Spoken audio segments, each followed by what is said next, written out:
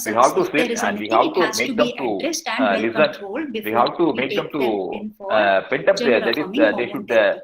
come out with their So emotions first, so there that should they be can a be little detailed calm and they can be peaceful. information So on psychotherapy the treatment, educate the patients the of success options, rates, create a how realistic life long goals, it will take and for them alleviates the to patient's see the conflict. results. And gender And we should adaptation also discuss options, that regarding is the no effects hormonal and the major adverse surgical effects of management. these Biological gender affirming males hormone usually therapy, cross-dressing, and also the body cost hair and removal, duration of therapy, minor especially in a country like body India, surgical where the cost procedures of can be any allowed, and medical vocal treatment also expression plays a skills can be major allowed. role in somebody For biological females, like going for the treatment. dressing, So breast binding, reversible. weight lifting, So again, we should fake discuss facial with them hairs, regarding and which adding treatment is standard pants. reversible. These are the There things. are Coming to reversible the treatments. There are real life partially irreversible experiences, and irreversible it is So usually again, when we the go for therapists, we used therapy, to we have to individualize the observe them, treatment. and So we when to used to initiate find whether hormone they are living therapy and the the choice of desired hormone gender role. regimes Usually, should the be person coming individualized first, and according if they are to discussing, they want to live in the same history desired gender of role, we that can allow them. individual. And maintain So it full should, or it is part-time very employment. important It's to an important choose thing. Function hormones as and a hormone student or regimes community which are volunteer, safe or some as combination well of as these both. effective.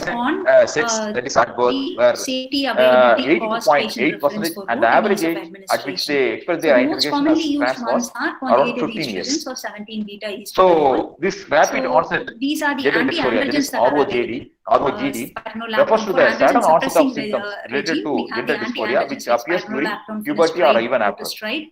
So GnRH usually by 3 to agonists, 4 years, depopruterations are it may available, develop, or but this progesterones. ROGD will develop during the So the pubertal time choice only. of hormone, as I So said, what depends on Whitman all said was, it suggested that these. media, it's So what is the our goal having the here? It strongest is to influence, achieve the or circulating even a hormone more levels that are permissive within the environment normal may be female influencing this. range. For example, So a that boy is is or a estradiol girl of is 100 to 200 having picogram per a ml close and relationship with the testosterone less transgender, than they may 55 also nanogram per can deciliter. get influenced by their For the behavior. feminizing effects, And we can see Marciano that there's et al. redistribution Even of considered body some fat, adolescents the reducing the discomfort with muscle their bodies as mass, a softening determining of factor. skin, decreased Coming to oiliness, the all this substance will abuse, by 3 to 6 months, I am seeing a lot and of also people breast with growth within gender 3 to 6 dysphoria having months. a So substance abuse like the changes in alcoholism, the cannabis, sexual desire, and even decreased spontaneous they are erections, using all this happens psychoactive within the substances also first like 3 months. LSDs, etc. And what study shows that Again,